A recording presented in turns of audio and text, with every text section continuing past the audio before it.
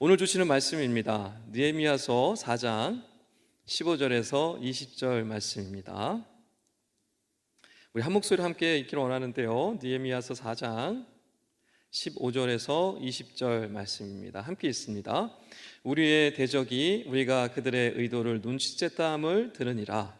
하나님이 그들의 꾀를 패하셨으므로 우리가 다 성에 돌아와서 각각 일하였는데 그때로부터 내 수하 사람들의 절반은 일하고 절반은 갑옷을 입고 창과 방패와 활을 가졌고 민장은 유다 온 족속의 뒤에 있었으며 성을 건축하는 자와 짐을 나르는 자는 다 각각 한 손으로 일을 하며 한 손에는 병기를 잡았는데 건축하는 자는 각각 허리에 칼을 차고 건축하며 나팔 부는 자는 내 곁에 섰었느니라.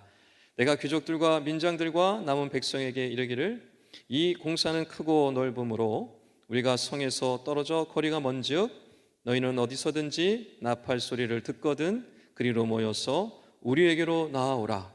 우리 하나님이 우리를 위하여 싸우시리라 하였느니라. 아멘. 할렐루야. 주의 전에 나오신 여러분 환영 축복합니다. 서로 한번 인사하겠습니다. 잘 오셨습니다. 환영합니다. 잘 오셨습니다. 환영합니다. 축복합니다. 영국의 유명한 역사가가 있죠. 아놀드 토인비라는 사람이 있습니다.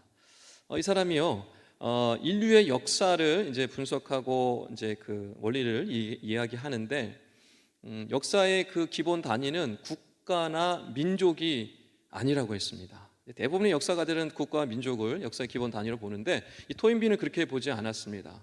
어떻게 보았냐면, 인류 문명이 발전하고 흥망하고 성세하는 그 모든 것들은 도전과 응전에 대한 원리이다라고 설명을 했습니다. 이게 무슨 말이냐면 인류 역사의 모든 인류 역사에는 큰 도전이 오게 되고 그 도전을 어떻게 대하느냐, 어떻게 대처하냐에 따라 그 인류의 흥망성쇠가 결정되었다라는 뜻입니다. 여러분, 근데 인류 역사만 그렇지 않죠. 이 이야기는 우리 각 사람 개인의 이야기이기도 합니다. 살아가는 모든 사람들은요, 각자의 삶 속에 기대하지 않았던 갑작스러운 도전과 큰 어려움을 당하게 됩니다. 그래서 그것을 어떻게 대처하느냐, 그것을 어떻게 반응하느냐에 따라서 그 사람의 인생이 결정되어져 갑니다. 지금 여러분이 이 모습, 여러분의 그 모습은 과거로부터 계속해서 여러분 삶에 있었던 수많은 도전과 어려움들을 어떻게 반응하고 어떻게 결단하고 어떻게 응전했느냐에 따라 여러분이 지금 모습으로 되어져 있는 것을 여러분도 아실 수 있을 겁니다. 욕과 같은 고난은 아니지만 하나님께서는 믿는 자들에게 고난과 시련을 허락해 주십니다. 물론 고난을 기뻐하는 사람 아무도 없을 거라고 생각을 합니다. 하지만 하나님은요, 그 고난을 통해서 우리의 인생을 확장시키시고 더 풍성하게 하신다라는 사실을 여러분 우리는 기억해야 합니다. 그래서 나에게 어떤 도전이 올 때, 위험이 올 때, 어려움이 올 때 그저 무시하거나 모른 채 하거나 또는 회피해서는 안 됩니다. 왜냐하면 그걸 통해서 여러분 우리가 성숙되어져 가고 자라갈 수 있는 계기가 되기 때문이죠. 그래서 오히려 여러 어려움들이, 도전들이 나에게 닥쳐올 때 맞서 싸울 수 있어야 합니다. 지혜롭게 그거에 대해서 대처할 수 있어야 합니다. 여러분, 하나님은요, 우리의 있는 모습 그대로를 사랑하시는 줄 믿으시기 바랍니다. 믿으시죠? 하나님은요, 우리의 있는 모습 그대로를 사랑하세요. 그런데 하나님은 또한 우리가 변화되어지고 성장하기를 원하십니다. 왜 그럴까요? 하나님은 우리의 모습을 사랑하시고 있는 그들의 모습을 기뻐하시지만 그걸로 멈추지 않습니다. 우리가 변화되길 원하세요. 성장하길 원하세요. 왜 그럴까요? 하나님께서 우리에게 주고 싶은 것이 너무 많기 때문에 그렇습니다.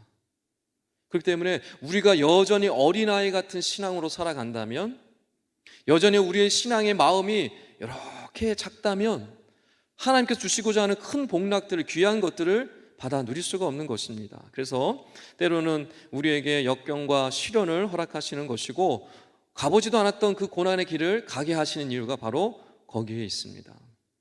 그러나 하나님은요, 결코 우리를 혼자 내버려 두지 않으십니다. 때로는 피할 길을 주시기도 하시고요, 때로는 우리와 함께 동행해 주시기도 하시고요, 때로는 우리를 위해서 친히 싸워 주시기도 하십니다. 오늘 설교 제목이 뭡니까? 주보를 보십시오. 우리 오늘 설교 제목이 뭐예요? 우리를 위해 싸우시리라. 누가요? 하나님이요. 여러분, 구약 성경에 보면 하나님께서 자기 백성을 위해서 친히 싸우시는 장면들이 곳곳에 나옵니다. 근데 이 세상 사람들은 어떻게 하죠? 혼자만의 싸움입니다. 싸움을 하다 안 되면 인생을 포기하기도 합니다. 어떤 사람은 그 반대로 나타나죠.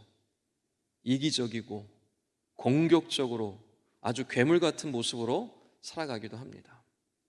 그런데 우리 믿는 사람들은 그렇지 않죠? 우리를 위해 싸우시는 하나님을 믿기 때문에 그렇습니다. 오늘 우리가 읽은 말씀, 이 느헤미야 시대에도 하나님께서 자기의 백성을 위해서 친히 싸우시는 장면들이 나옵니다. 그럼 하나님은 어떻게 그의 백성을 위해서 싸우셨던 걸까요? 누구를 통해서, 어떤 사람들을 통해 싸우셨던 걸까요? 여러분, 이 질문은 지금도 동일합니다. 하나님은 나를 위해서 어떻게 싸우실까? 하나님은 우리를 위해서 어떻게 싸우실까? 하나님은 싱크 공동체를 위해서 어떻게 싸우실까? 첫째로 하나님께서 직접 싸우실 때가 있습니다. 직접. 오늘 말씀 15절 말씀을 제가 다시 한번 읽어드리겠습니다. 우리의 대적이 우리가 그들의 의도를 눈치챘다함을 들으니라. 하나님이 그들의 꾀를 패하셨으므로 우리가 다 성에 돌아와서 각각 일하였는데, 하나님께서 대적들의 꾀를 패하셨다라고 말씀합니다. 즉 그들의 꾀가 이루어지지 않도록 하셨다라는 뜻입니다. 하나님이 직접 그렇게 하셨대요. 그럼 그들의 꾀는 무엇이냐? 이 느헤미야 4장 초반절 중반절에 나오는데 산발락과 도비아가 세웠던 그 모든 계획을 뜻합니다. 예를 들어서 이런 것이죠. 갑자기 쳐들어와서 백성들을 죽이려는 계획을 세웠어요. 또 성벽 주변에 살고 있는 백성들에게 공격하고 두려움을 갖게 해서 건축하지 못하게 하는 계획을 세웠어요. 이런 모든 수많은 계획들을 세웠단 말이에요. 그 계획들을 뜻합니다. 성벽을 건축하지 못하게 포기하게 하는 그 계획들, 아주 나쁜 계획들이죠. 그 계획들을 하나님께서 다 패하셨다, 이루어지지 못하게 하셨다, 실패로 돌아가게 하셨다라는 뜻입니다. 여러분, 주변에 가만히 둘러보시면 학교에서도 그렇고 직장에서도 그렇고 아주 주도 면밀하게 좋은 일이 아니라 아주 악한 일들을 도모하는 사람들을 볼 수 있을 겁니다. 특정 사람을 따돌림시킵니다. 죄 없는 사람을 나쁜 사람으로 만듭니다. 또 누군가의 공로를 마치 자기의 공로인 것처럼 속입니다. 그런데 탁월한 재능을 가지고 있는 사람들이요, 우리 주변에 있습니다. 지금 이 시대에 산발락과 도비아 같은 사람들이죠. 지금 이 자리에 그런 사람들에게 이미 당했거나 아니면 지금 진행 중인 분들이 계실 수도 있습니다. 여러분, 그분들에게 말씀드리고 싶은 한 가지 사실이 있습니다. 여러분, 하나님은요 살아계십니다. 할렐루야. 하나님 살아계십니다. 하나님이요 그의 백성을 위해 싸우십니다. 절대로 그냥 내버려 두지 않습니다. 하나님이 언젠가 반드시 드러내십니다. 베드로전서 5장 10절 말씀을 함께 우리가 읽기를 원하는데, 하나님께서 택한 백성들을, 그의 사랑하는 자녀들을 어떻게 인도하시는지가 아주 잘 나와 있습니다. 베드로전서 5장 10절 말씀입니다. 우리 다 같이 한번 읽겠습니다. 시작. 모든 은혜의 하나님 곧 그리스도 안에서 너희를 부르사 자기의 영원한 영광에 들어가게 하시니가 잠깐 고난을 당한 너희를 친히 온전하게 하시며 굳건하게 하시며 강하게 하시며 터를 견고하게 하시리라. 아멘. 안 나왔어요? 안 나왔나요? 예. 제가 읽었으니까 됐죠. 예. 베드로전서 5장 10절 말씀은 무슨 뜻이냐면, 하나님께서 그의 택하신 자녀를 끝까지 지키시고 보호하신다라는 말씀입니다. 어떤 어려움과 환난 중에도. 갑작스럽게 공격을 받아서 당황할 수 있습니다. 왜 나한테 이런 고난이 오지? 왜 나에게, 내가 그동안 잘못한 것도 없는데 왜 나에게 이런 큰 과제가 나에게 오는 것이지? 라고 하면서 두려워할 수도 있고 염려할 수도 있습니다. 여러분, 그런 분들은요, 오늘 말씀을 잘 보십시오. 대적의 꾀를 패하시는 하나님을 바라보십시오.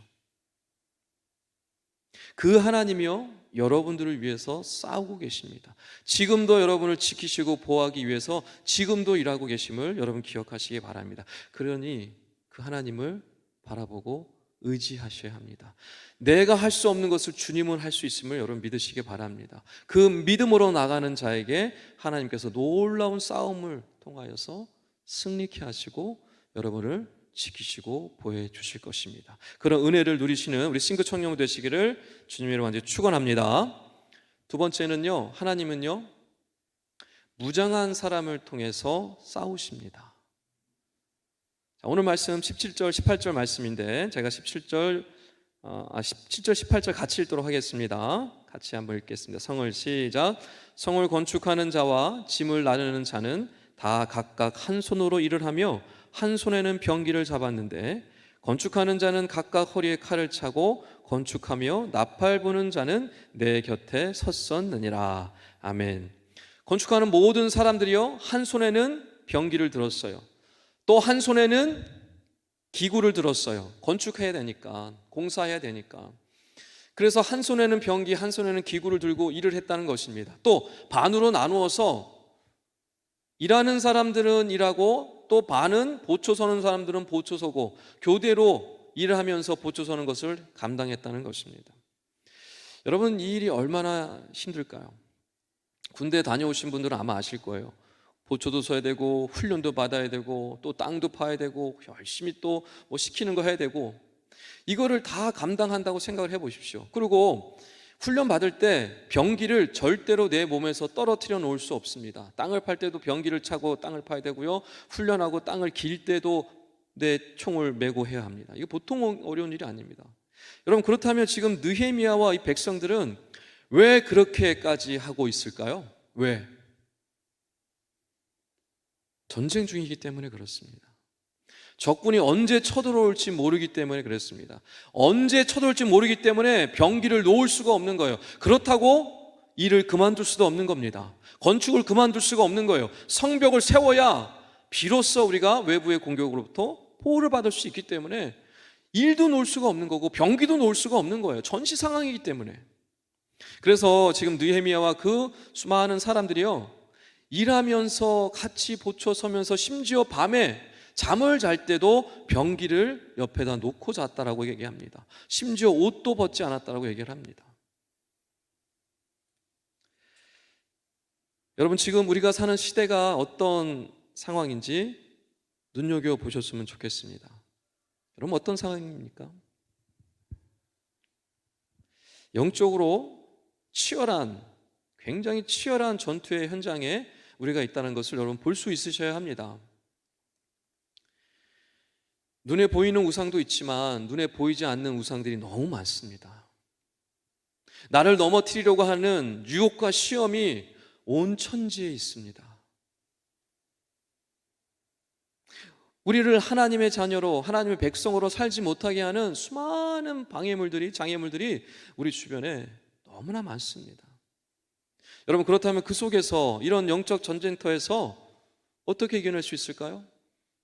어떻게 그리스도인답게 살아갈 수 있을까요? 어떻게 이길 수 있을까요? 어떻게요? 무장해야 합니다. 병기를 잡아야 합니다.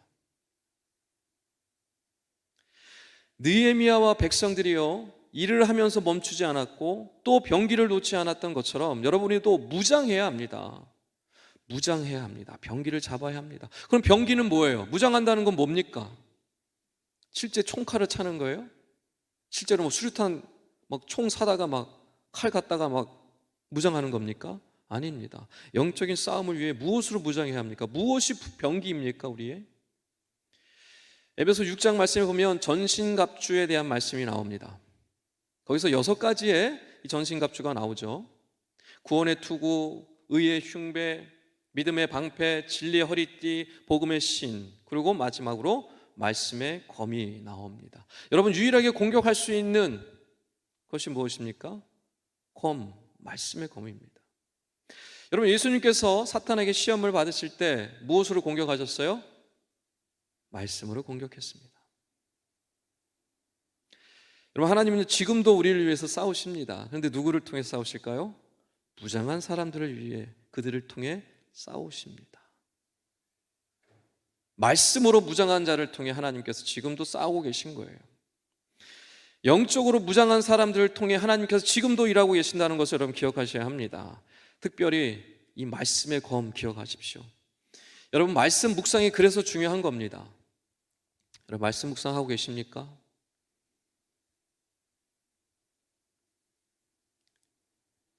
말씀을 가까이 하는 사람, 말씀으로 무장한 사람을 통해서 하나님은 일하십니다. 그런 자를 하나님이 기뻐하십니다. 라틴어로 호모 우니우스 리브리라는 말이 있습니다. 호모라는 것은 사람이라는 뜻이고, 우니우스는 하나라는 뜻이고, 리브리는 책이라는 뜻입니다. 한 책의 사람이라는 뜻입니다. 한 책은 뭘까요? 성경입니다. 즉, 성경 말씀으로 살아가는 사람을 호모 우니우스 리브리라고 합니다. 존 웨슬리 목사님이 강조하셨던 것이고, 우리 믿음의 선배들이 외쳤던 것입니다. 여러분, 한 책의 사람이 되십시오. 말씀으로 무장하십시오. 말씀의 검으로 싸우십시오. 그러면 하나님께서 여러분을 통해 싸우실 겁니다. 우리 옆에 한번 이야기했으면 좋겠습니다. 말씀으로 무장합시다. 그래야 이깁니다.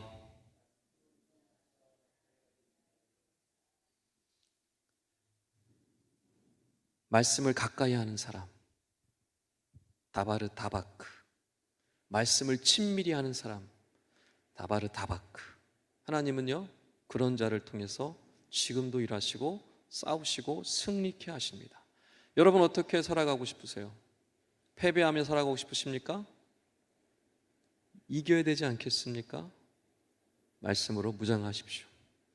자, 세 번째, 마지막으로 하나님께서 싸우실 때 어떻게 싸우느냐? 듣는 자를 통해 싸우십니다. 하나님은 직접 싸우시기도 하시고, 무장한 사람을 통해서 싸우기도 하시고, 듣는 자를 통해서도 싸우십니다. 오늘 20절 말씀인데요, 다 같이 한번 읽도록 하겠습니다. 20절입니다. 너희는 시작. 너희는 어디서든지 나팔 소리를 듣거든 그리로 모여서 우리에게로 나아오라. 우리 하나님이 우리를 위하여 싸우시리라 하였느니라. 아멘. 나팔 소리를 들으면 즉시 모이라는 겁니다. 위급 상황이 오면 신호를 들으면 빨리 모이라는 것이죠. 그러니까 무슨 일을 하고 있든지 멈추고 모이라는 뜻입니다. 그렇게 하면, 모이게 되면 하나님께서 친히 우리를 위해 싸우실 거다라는 말씀입니다. 여러분, 만약에 열심히 일하고 있다가 나팔 소리를 들었는데 일하는 게 더 중요하지 하면서 나팔 소리를 무시하게 되면 어떻게 될까요? 그동안 공들였던 공든탑이 다 무너지겠죠. 사인을, 그 신호를 무시할 때 그동안 싸워왔던 모든 것들이 다 허물어지게 될 겁니다. 여러분, 지난 화요일이 6월 25일이었는데요 04기 우리 정연이가 군대에 입대한 날이죠. 근데 또 그날은 74년 전에 6.25 한국 전쟁이 있었던 날이기도 합니다. 여기 아무도 경험한 적이 없어요. 그때 얼마나 큰 환난과 고통과 고난이 있었는지 우리는 아무도 경험해 보지 않아서 감히 상상하지도 못해요. 그 6.25가 74년 전에 우리나라에서 있었습니다. 여러분, 혹시 6.25 이 한국 전쟁이 그 당시에 며칠 만에 이 서울이, 우리 지금 서울에 있죠? 서울이 함락된지 혹시 아십니까? 며칠 만에? 3일 만에 함락됐습니다. 3일 만에. 이 큰 서울이 북한군에게 넘어갔습니다. 6월 25일은 주일이었습니다. 일요일이었어요. 그때 군인들의 문화가 있었는데 토요일날 외박을 나가서 주일날 저녁에 돌아오는 그런 문화가 있었습니다. 그것을 북한군이 너무나 잘 알고 있었죠. 그래서 주일 새벽에 침공해서 내려왔던 겁니다. 그런데 사실 이 북한군이 서두르기 전에 많은 소식들이 남한에 들려졌습니다. 북한이 무기를 사들이고 있다는 소식이 들렸습니다. 북한이 구소련과 중국과 정상회담을 한다는 소식이 들렸습니다. 그들과 군사 지원을 약속받았다는 소식이 계속해서 들렸습니다. 그런데 한국에 있던 누구도 이거에 준비하지 않았습니다. 그들의 소식을 들었음에도 불구하고 전혀 반응하지 않았던 거예요. 또 하나는 새벽에 침공이 시작되었을 때 사이렌이 울리고 확성기를 통하여서 복귀하고 군인들을 소집하는 그 방송이 하루 종일 진행되었음에도 불구하고 그 소식을 듣고 돌아온 병사들이 많지 않았다라고 합니다. 그래서 3일 만에 서울이 함락되었어요. 여러분, 하나님은 듣는 자를 통해 일하십니다. 여러분 기억하십시오. 말씀을 듣는 자를 통해 싸우십니다. 때로 강단의 목회자를 통해서 선포되는 말씀을 통해서 하나님께서 말씀하시기도 하시고요. 때로는 여러분 가정 모임에서 나눔할 때 그 나눔 통해서 하나님께서 말씀하시기도 하십니다. 여러분이 개인 말씀 묵상을 하는 그 자리를 통해서도 하나님께서 말씀하시기도 하고요. 또 신앙의 선후배들끼리 모여서 신앙 상담을 할 때 그 상대방의 입술을 통해서도 하나님은 말씀하시기도 하십니다. 그 말씀을 듣는 자, 그 말씀에 귀 기울이는 자를 통해서 하나님께서 일을 하시는 겁니다. 그러므로 하나님께서 여러분에게 말씀하실 때 귀 기울여 들으시고 반응하셔야 합니다. 멈춰라 하면 멈추셔야 합니다. 돌이켜라 라고 말씀하시면 여러분 돌이키셔야 합니다. 회개하여라 라고 말씀하시면 회개하셔야 합니다. 두려워하지 말아라, 담대하여라 라고 말씀하시면 두려워하지 말고 담대히 나아가셔야 합니다. 그러면 하나님께서 우리를 위해서 싸우신답니다. 그러므로 여러분 어디에 있든지 무엇을 하든지 하나님의 음성에 귀를 기울이셔야 합니다. 옆에 한번 이야기하겠습니다. 잘 들읍시다. 그래야 이깁니다. 여러분, 우리는 어느 때보다 치열한 영적 전쟁터 속에 살아가고 있습니다. 여러분 기억하십시오. 지금 마음 편히 살고 있을 때가 아니에요. 치열한 영적 전투 현장에 우리는 있습니다. 전시 상황입니다. 느헤미야 백성들이 성벽을 건축하면서 한 손에 병기를 들고 경계 근무를 서며 보초를 서며 밤에도 잠을 설치며 병기를 붙들고 있었던 그 상황과 다르지 않습니다. 적군이 언제 쳐들어올지, 이 원수가 언제 우리를 공격해 올지 여러분 우리는 알지 못합니다. 만약에 하나님의 신호를 무시하면, 하나님의 말씀에 귀를 기울이지 않으면 원수가, 대적이 내 삶으로 공격해 들어올 것입니다. 그러면 내 삶은 무너지기 시작할 것이고 내 가정도 위험해지게 될 것이고 우리의 공동체도 흔들리게 될 것입니다. 그러므로 내가 먼저 말씀에 귀 기울이고 민감하게 그 주님의 말씀에 반응해야 하는 것입니다. 그래야 승리할 수 있습니다. 말씀을 맺겠습니다. 여러분, 하나님은 우리를 위해서 지금도 싸우시는 줄 여러분 믿으시기 바랍니다. 어떻게 싸우신다고요? 직접 싸우실 때가 있어요. 또 무장한 사람들을 통해서 싸우실 때가 있습니다. 또 듣는 자를 통해서 싸우시기도 하십니다. 그래서 무장한 자, 듣는 자, 그들이 하나님께 쓰임받고 지금도 하나님 나라를 세워가고 계심을 여러분 기억하시기 바랍니다. 여러분 무장하고 계십니까? 말씀으로 무장하고 계십니까? 귀 기울여 듣고 있습니까? 주님의 음성을 귀 기울여 듣고 계십니까? 바라옵기는 지금 아무리 큰 도전과 어려움이 여러분 가운데 있을지라도 하나님 아버지께서 친히 나를 위해, 우리를 위해 싸우고 있다는 사실을 기억하시고 말씀으로 무장하시고 그의 음성에 귀를 기울이심으로 영적 전쟁에서 승리하시고 주님의 큰 역사를 경험하고 나아가시는 우리 신구 청년부 다 되시기를 주님의 이름으로 축원합니다.